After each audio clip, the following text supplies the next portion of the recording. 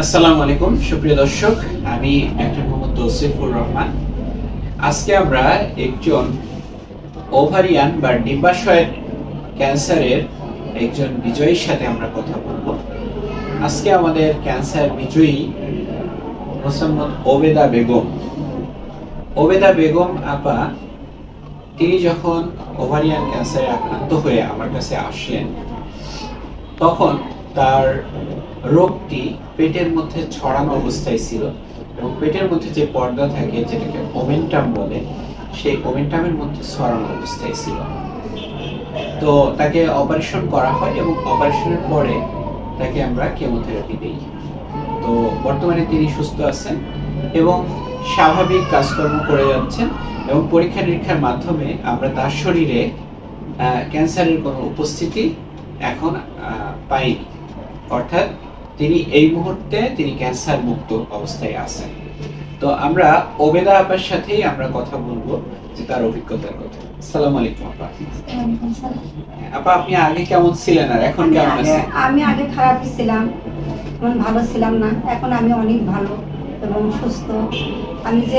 আমার যে এত বড় একটা রোগ, আমি ওইটা চিন্তাই করি না। আমি এখন কাজকর্ম সবসময় থাকি, আমার খুব ভালো লাগে। আপা বললেন যে তার এত বড় রোগ সে এখন আর চিন্তাই করে না, অথচ প্রথম দিন সে কিন্তু কেমোথেরাপি নিতেই অনেক ভয়ের অবস্থা ছিল। প্রথমে আপনার ওজন কত ছিল যেন?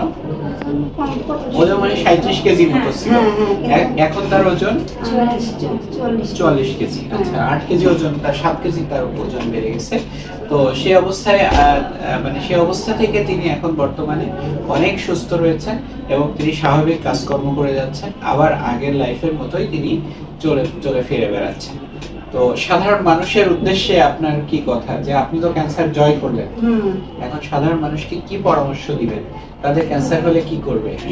যে আমি যেরকম চিকিৎসা হয়ে ভালো হলাম, আপনারাও ওইরকম চিকিৎসা নেন এবং ভালো হন। আচ্ছা, সুন্দর পরামর্শ দিয়েছেন যে চিকিৎসা নিলে ক্যান্সার থেকে ভালো হওয়া সম্ভব। তো এবং এটা খুব দ্রুত নিতে হবে, শনাক্ত হওয়ার পরে আর ঢিলেমি না করে, দেরি না করে চিকিৎসা নিতে হবে, তাহলে আপনারাও ক্যান্সার থেকে মুক্ত থাকতে পারেন।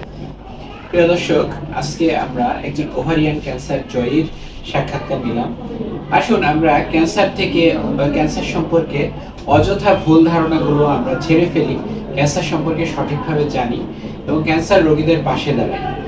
আসুন আমরা নিজে সচেতন হই, পরিবার এবং সমাজকে সচেতন করি। আপনার সকলের ঐকান্তিক প্রচেষ্টায় দূর হোক ক্যান্সার চিকিৎসা সকল অন্তরায়।